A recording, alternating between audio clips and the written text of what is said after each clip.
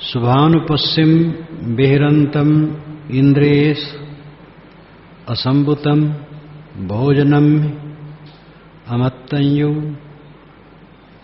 कुशीत हीन वीर्यम तम व पसहति मारो वातो रुक्खम व दुब्बलम। शुभान पश्चिम बिहरंतम, जो सर्वत्र शुभ देखते हुए बिहरता है, घूमता है, व्यवहार करता है। यहां शुभ का अर्थ अच्छा नहीं, शुभ का अर्थ है सर्वत्र रमणी देखना, सुख रूप की कल्पना करना। या ऐसा समझ सकते हो कि हमारे जीवन में कुछ उज्जवल पक्ष हैं, कुछ काले पक्ष हैं। भौतिक दृष्टि से जवानी, सौंदर्य, बल, प्रतिष्ठा, पद, धन, परिवार, अनुगामी, सुकीर्ति, ये सब उज्जवल पक्ष हैं। और इसके विपरीत बुढ़ापा, रोग, अपमान, पद का छिन जाना, परिवार का विनष्ट हो जाना, विपरीत हो जाना, अनुगामियों का विरोधी हो जाना, ये सब काले पक्ष हैं। जो सदैव ये कल्पना करता रहता हमें सर्वत्र सुख ही सुख मिलेगा, सब जगह सुख है, सुख है, सुख है, वो भ्रम में रहता है। दूसरी दृष्टि से जिसने अपने मन को सुवश कर लिया, उसके लिए सब सुख है, सुख है, वो आशावान है, दुख नाम की चीजें नहीं है। लेकिन भौतिक वस्तुओं में सुख की कल्पना करके जो सर्वत्र रमणीयता का आभास करता है, उसके लिए बात कही गई। शुभानु पश्चिम बिहरंतम, सर्वत्र अनुकूल देखते हुए जो बिहरता है, सर्वत्र समझता है कि सुख मिलेगा, यहां मिलेगा, वहां मिलेगा, वहां मिलेगा, सब आनंद मिलेगा। इंद्र एष असंभुतम, और इंद्रियों में असंभुत है। संवृत संस्कृत भाषा का शब्द है संवृत। संवृत नाम ढका हुआ, छिपा हुआ, गुप्त, सुरक्षित। पाली में संबुत है और इसका विरोधी है, आ लगा हुआ है, इसलिए असंभुत है। असंभुत, असंवृत, असुरक्षित, असंयत, बिलबिलाता हुआ, जीवन में बिलबिला रहा है, इंद्रियां असंयत हैं, किसी बात में संयम नहीं है। इंद्र एष असंभुतम, इंद्रियों का लंपट है। भोजनम अमत्तंयु, भोजनम भोजन में, अमत्तंयु अमात्रा का ज्ञान, मात्रा का ज्ञान नहीं है। भोजन में कितना ग्रहण करना चाहिए इसका विवेक नहीं, लोभ में पड़ करके खा लेता है नट्टी तक। कुशीतम, कुशीत है, संस्कृत में कुशीद है। कुशीद का अर्थ होता है व्याज खाने वाला, और पाली में कुशीत है, और कुशीत का अर्थ होता है आलसी। इसलिए संस्कृत और पाल के शब्दों में तो साम्य है, किंतु अर्थ भिन्न भिन्न है। कुशीतम आलसी, हीन वीर्यम, हीन वीर्य, वीर्य नाम बल, बल रहित है। और शरीर में जो बल है सो है, वो तो कम बेश रहता ही है। यहां है मनोबल, जिसका मनोबल गिरा हुआ है। मैं क्या कर सकता हूं, मैं क्या साधना कर सकता हूं, मैं इतना बड़ा कैसे हो सकता हूं। एक ने जब कहा जीवन भर के लिए ब्रह्मचर्य तो बड़ा मुश्किल है ऐसा व्यक्ति साधक हो सकता है? तम वह पसहति मारव, उसे मार पसहति। प्रसहन संस्कृत में है प्रसहन। प्रसहन नाम सामना करना, जीत लेना, रगड़ देना, मिटा देना, दबोच देना। ऐसे व्यक्ति को मार रगड़ देता है। मार कहते हैं संस्कृत में तो मार का अर्थ है मार डालना। मार का अर्थ संस्कृत में वासनाओं का समुच्चय नहीं है, लेकिन पाली में है मार अशुभ वृत्तियों की एक साकार मूर्ति। और तथागत बुद्ध के विषय में कहा जाता है कि मार आया भयानक रूप लेकर के डराने लगा, तो वो तो एक कल्पना है। मार यानी वासना, मोह, आकर्षण, काम वासना, मोह वासना, अशुभ वृत्तियों की साकार मूर्ति, ये मार है। मार उसको रगड़ता है। कैसे रगड़ता है? वातो रुक्षम व दुर्बलम। दुर्बल रुख, रुक्ष, वृक्ष, रूख। दुर्बल वृक्ष को जैसे जोर की आंधी रगड़ देती है, तोड़ ताड़ करके फेंक देती है, ऐसे मनुष्य को वासनाएं रगड़ देती है। ध्यान दीजिए, एक एक बात हीरे मोती की तरह और तथ्य। जो सर्वत्र सुख की कल्पना करता है, मैं जब बूढ़ा हो जाऊंगा मेरे लड़के एकदम मेरे आगे पीछे दौड़ते रहेंगे। तुम अपने पिता के आगे पीछे कितना दौड़े हो? सुख की कल्पना, सुख की कल्पना, सुख की कल्पना। जो सुख की कल्पना करता है वो खूब चाटे खाता है, और सुख की कल्पना छोड़ देता है वो सुखी रहता है। मनुष्य को आशावान होना चाहिए, मनुष्य को आशा त्याग देना चाहिए, निराश होना चाहिए। निराशाग्रस्त इंसान दुख में डूब जाता है, और पूर्ण निराश हो जाने पर कृतार्थ हो जाता है। ये सब के अपने अपने अलग अलग अर्थ हैं। जो सांसारिक भोगों से बहुत आशा रखता है वो पीड़ा पाता है, और जो उन्नति के पथ में निराश रहता है वो पीड़ा पाता है। उन्नति के पथ में निराश नहीं रहना चाहिए। दूसरे लोग खेती करते हैं और खाते जीते, हम खेती करेंगे क्यों नहीं खाए जिएंगे? दूसरे लोग व्यवसाय करते हैं, खाते जीते हैं, हम व्यवसाय करेंगे क्यों घाटा हो जाएगा? घाटे घाटा क्यों हो जाएगा? मुनाफा भी होगा, गुजर भी होगा। अब इच्छा यह है कि सेठ बन जाए।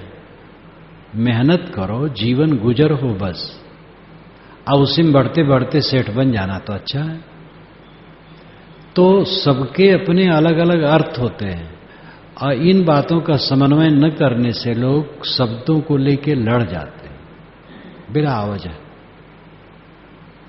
सर्वत्र सुख देखने वाला दुखी होता है।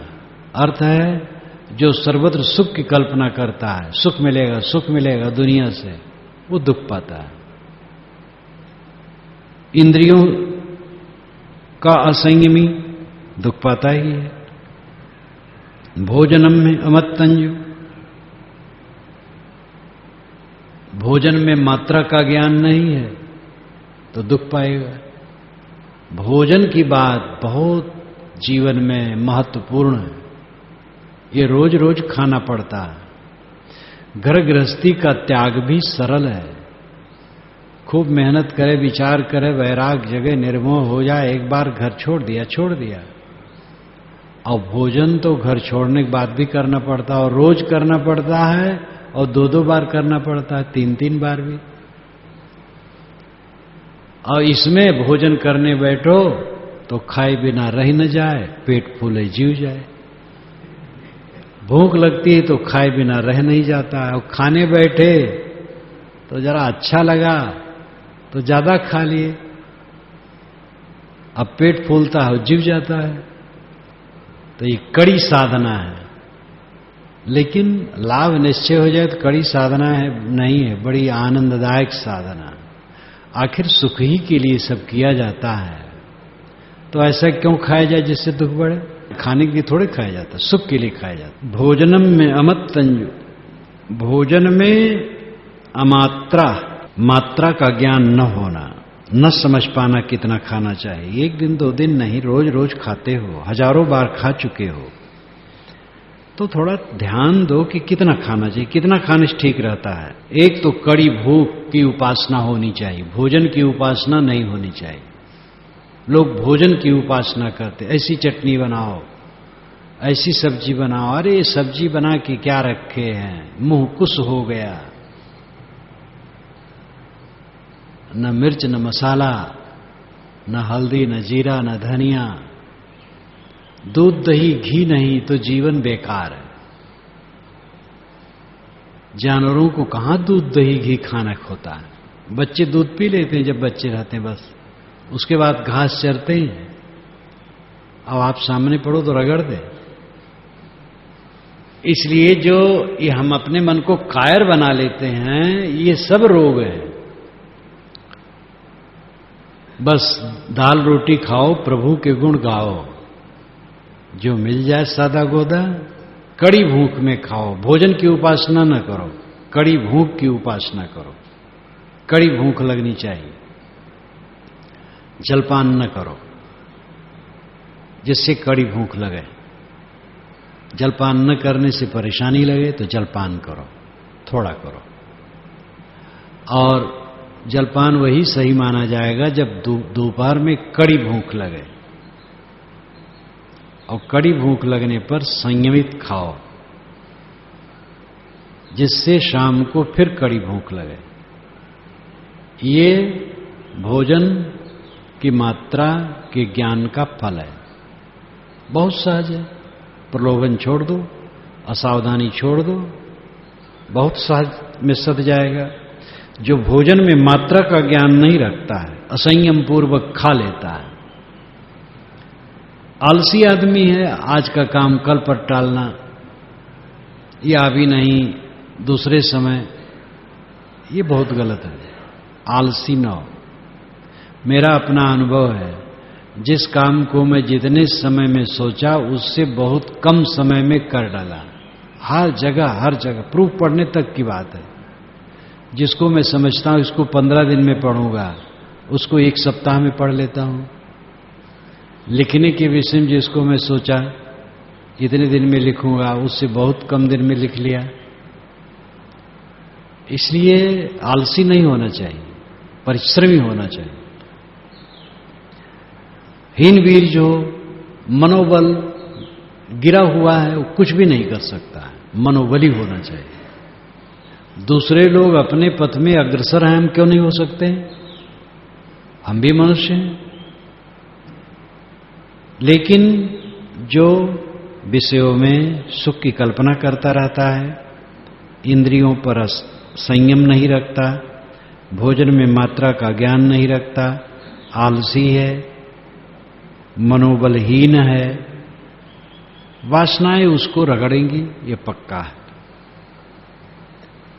लेकिन इसके विपरीत अशुभान पश्चिम बहिरंतम इंद्रिय सुसंभुतम भोजनम च मतंजन सद्धम आरद वीर्यम तम वै नप सहति मारो वातो सेलम व पब्बतम। जो सर्वत्र सब कुछ का परिवर्तन देखता है, उदय व्यय, तथागत की भाषा में है उदय व्यय, बनना बिगड़ना, सब जगह बनना बिगड़ना चलता, कुछ स्थिर नहीं। जिसमें सुख की कल्पना करते हो दुख के रूप में बदल जाएगा। सब कुछ सब समय काल के मुख में लीन हो रहा है। कुरुहासो किमानंदो नित्यम पज्जलते सति। क्या हंस रहे हो, क्या आनंद मान रहे हो? और निरंतर तो काल की आग धधक रही। अशुभानुपश्यन बेहरंतम, जो अशुभ देखते हुए सर्वत्र घूमता है, नाशवान देखते हुए, जवानी में जो बुढ़ापा को देख लेता है, संयोग में वियोग को देख लेता है, सुख सुविधा में दुख और असुविधा को देख लेता है, उसका मन भटकता नहीं। ये भी प्रश्न हो सकता, हम जवान हैं, मान लें हम बूढ़े हो गए, ये कोई बात हुई? तो ऐसा भी नहीं कि हम जवान हैं तो हम बूढ़े मान करके ढीठ ढाल हो जाए। ये समझे ये जवानी रोज नहीं रहेगी, बुढ़ाएगा। श्री विशाल साहब तो कहते थे कि लोग मिलने आते हैं तो कहते हैं हम तो साहब बुढ़ाए गए, अब का करी, हम तो कबो नहीं सूचित बुढ़ाए गए, इनकी का होगी ना। तो मनोबली थे साहब, जर्जर अवस्था में उनको खांसी आ जाए, थूक दें, और बात करें तो मालूम होता खांसी दूसरे का आई थी, इनको नहीं आई थी, कांखना नहीं, एकदम ताजा। तो जवानी में बुढ़ापा देखने करता है कि ये जवानी रोज न रहेगी, शरीर जीर्ण हो जाएगा, लेकिन इसका मतलब नहीं कि अपने को काहिल देखता है। जो सर्वत्र परिवर्तनशीलता को देखता है और इंद्रियों पर संयम रखता है, उसकी सारी इंद्रियां अपने बस में। भोजनम च मतंजयु, भोजनम च मत्तंयुम। मत्तंयुम यानी मात्रज्ञ, मात्रा का ज्ञान, मात्रा का ज्ञान है उसे, भोजन में मात्रा का ज्ञान है, इतना खाना चाहिए बस, ज्यादा भोजन लो ना। भोजन परोसने वाले को चाहिए कि ज्यादा ज्यादा ना परोसें, धीरे धीरे परोसें, फिर परोसें। कुछ भोजन परोसने वाले ऐसे होते हैं कि बोझा टले दे दिए, फिर छुट्टी मिल जाए, और एक लागी ज्यादा दे दिए और बेचारा खा नहीं पाया। तो लोगों में यह धारणा है कि थाली में भोजन छोड़ना नहीं चाहिए। ये तो ठीक है कि छोड़ना नहीं चाहिए, लेकिन परोसने और लेने में भी सावधानी चाहिए। अन्न को बर्बाद नहीं करना चाहिए। थोड़ा लो, खाओ, जरूरत हो थोड़ा और ले लो, और कदाचित ज्यादा आ ही गया है भोजन तो खाओ ना, उससे अपना नुकसान होगा, दूसरे को फायदा नहीं होगा। ज्यादा है, अपना नहीं खाओगे, ठीक रहोगे, और दूसरे के लिए दे दोगे, कीड़े मकोड़े खा लेंगे। तो भोजन में मात्रा का जिसको सदैव ज्ञान है, संतुलित खाता है, सद्धम, श्रद्धावान है। कुसीत के विपरीत यहां श्रद्धा कही गई है। आलसी क्यों? क्योंकि श्रद्धावान नहीं। जो श्रद्धावान है अपने काम में श्रद्धा रखता, हल जोतने में श्रद्धा, झाड़ू लगाने में श्रद्धा, नाली साफ करने में श्रद्धा, दफ्तर के काम करने में श्रद्धा, और घूर पर से खाद को निकालकर खेत में डालने में भी श्रद्धा, पढ़ने में श्रद्धा, ध्यान में श्रद्धा, सेवा में श्रद्धा। जिसको सब समय श्रद्धा रहती है वो परिश्रमी होता है, वो आलसी नहीं होता है। जो सद्धम, सद्धम श्रद्धम, श्रद्धा से ओतप्रोत है, और आरब्ध वीर्यम, आरब्ध वीर्यम, आरब्ध वीर्यम, आरब्ध नाम आरंभ है, वीर्य नाम बल, मनोबल। जिसका मनोबल सदैव आरंभ है, गतिशील है, जो सब समय मनोबली है, कभी ढीठ ढाल नहीं होता है। तम वही नप सहती मारो, तम वही नप सहती मारो, मार उनको कुछ भी नहीं कर सकता है। कैसे नहीं कर सकता है? वातो सेलम व पब्बतम, जैसे ठोस पत्थरों से जमा हुआ पर्वत, उसको हवा क्या कर सकती है? पर्वत को हवा हिला नहीं सकती। इसी प्रकार जिसकी दृष्टि में सब कुछ नश्वर है, मिलने की कोई चीज नहीं, उपलब्धि जिसे हम कहते हैं वो एक आभास है, मिली हुई सारी चीजें छूट जाती हैं, उसमें एक गर्मी आती है और अपना नुकसान होता है। इसलिए तटस्थ रहो, मिलने में तटस्थ रहो। शांति मिलना ही असली मिलना है, स्वरूप स्थित ही असली मिलना है। इस प्रकार संसार की नश्वरता जो निरंतर देखता है, इंद्रियों पर संयम रखता है, भोजन को मात्रा के अनुसार लेता है, अपने काम में श्रद्धावान और उत्साही है, उद्योगशील है, उसको मनोविकार उसी प्रकार नहीं प्रकंपित कर सकता जिस प्रकार पर्वत को हवा कुछ भी नहीं कर सकती। अनिक कसाओ कासावम यो वत्थम परिदहेसति अपेतो दम सच्चेन नासो कासाओ मरहति। अनिक कसाओ कासावम, जिसने कसाय को छोड़े बिना वत्थम पर दहेस्यति, कासाय वत्थम वस्त्रम, कासाय वस्त्रम पर दहेस्यति, पहनता है। कसाय का मतलब है मन का विकार, कसाय का मतलब है जो कस के निकाला जाए। बबूल की छाल को काट के निकाल लिया जाता है और हंडी में रख के पका दिया जाता है, तो उसमें कस निकल आता है और उसी से कपड़ा रंग लिया जाता है, वो रंग पक्का होता है।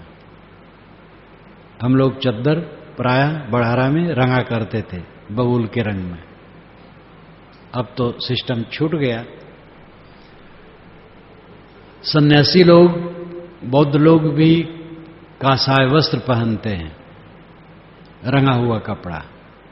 उसमें सरलता आती थी, जब जंगल झाड़ी में ज्यादा रहना होता था उस जमाने में, और दाग कम दिखाई देता था, उसकी गंदगी कम दिखाई देती थी, इसलिए शायद रंगने का प्रचलन चला होगा। तो सन्यासियों में, बौद्धों में कासाय वस्त्र पहना जाता है। तथागत कहते हैं कि कासाय वस्त्र पहन लिया और कसाय नहीं छोड़ा, मन का विकार तो छोड़ा नहीं। मन न रंगाए रंगाए जोगी कपड़ा, साहब ने सरल भाषा में कहा। जो मन के विकारों को छोड़े बिना साधुवेश धर लेता है, को छोड़े बिना साधुवेश धर लेता है। अब यही नहीं कि हम लोग उससे बरी हैं, कासाय वस्त्र नहीं पहनते, सफेद पहनते हैं, तो मन का विकार नहीं छोड़े हैं तो कोई हर्ज नहीं, सफेद तो पहने हैं, लाल थोड़े पहने, ये नहीं चलेगा। यहां कासाय का लाक्षणिक करता है साधु वेश जो धर लिया और साधा नहीं अपने को, वो विपथ में चला गया। अपेतो दम सच्चेना, दम और सत्य से अपेत, अपेत नाम दूर भाग जाना, दम और सत्य दूर भाग गए। दम और सत्य उसके जीवन में नहीं है, यानी न संयम है न सच्चाई। ज्ञान भी सच्चा नहीं जिस पर ठहरना चाहिए, और संयम भी नहीं, ये दोनों अपेत भाग गए। ना सा कासाओ मरहति, वह कासाय वस्त्र पहनने के योग्य नहीं है। कासायम अर्हति, अर्ह नाम योग्य, अधिकारी, इसीलिए अरहंत कहा जाता है जो अधिक योग्य हो, पूज्य हो, प्रतिष्ठित हो, उसको अरहंत कहा जाता है। वेद में भी अरहंत आया है, सतपथ ब्राह्मण में भी आया है, इसमें अरहंत वग्गौ है। तो अरहंत वग्ग के प्रथम गाथा में मैंने वेद और ब्राह्मण ग्रंथ का उदाहरण दे करके बताया है कि अरहंत शब्द किस भाव को लेके चला, जो आगे चल करके बौद्धों और जैनों का अपना विशेष शब्द हो गया। अर्ह नाम आदर करने योग्य अधिकारी, जिसके मन में संयम नहीं, सत्यता नहीं, जो मन के विकार को छोड़ा नहीं, वो साधु कपड़ा पहनने के अधिकारी नहीं। ध्यान दो, साधु महात्मा, ब्रह्मचारी अपने को अलग न समझेंगे। ब्रह्मचारी साधु सब साधु। सावधान, ये कपड़ा साधु का पहनना, मन के विकारों को छोड़ दो तो ये कपड़ा पहनना ठीक, और मन का विकार नहीं छोड़े तो कपड़ा पहनना गलत। और मान लो भूल से जिसने पहन लिया हो, झटपट उसको धर करके चला जाए घर, ढील ढाल पड़ा न रहे। यौचा वंत कसावस सीरेसु सुसमाहितौ उपेतौ दम सच्चेन सावा सावे कासाव मरहति। योचा वंत कसावस सीरेसु सुसमाहितौ उपेतौ दम सच्चेना सावै कासाव मरहति। यो, जो लोग वंत कसावस, वांत कसाए हैं। वंत बमन, पाली में वंत, संस्कृत में वांत, अरबी में कय, हम लोग हिंदी में उल्टी कहते हैं। जैसे वमन कर दिया जाता है और वमन करके उधर ताका नहीं, ताकने का मन नहीं होता है, इसी प्रकार जो विकारों का वमन कर दिया, काम, क्रोध, लोभ, मोह, राग, द्वेष, अहंकार, घमंड, चाहना, कामना, तृष्णा का वमन कर दिया, निष्काम, निर्माण, ऐच्छिक दरिद्रता स्वीकार ली,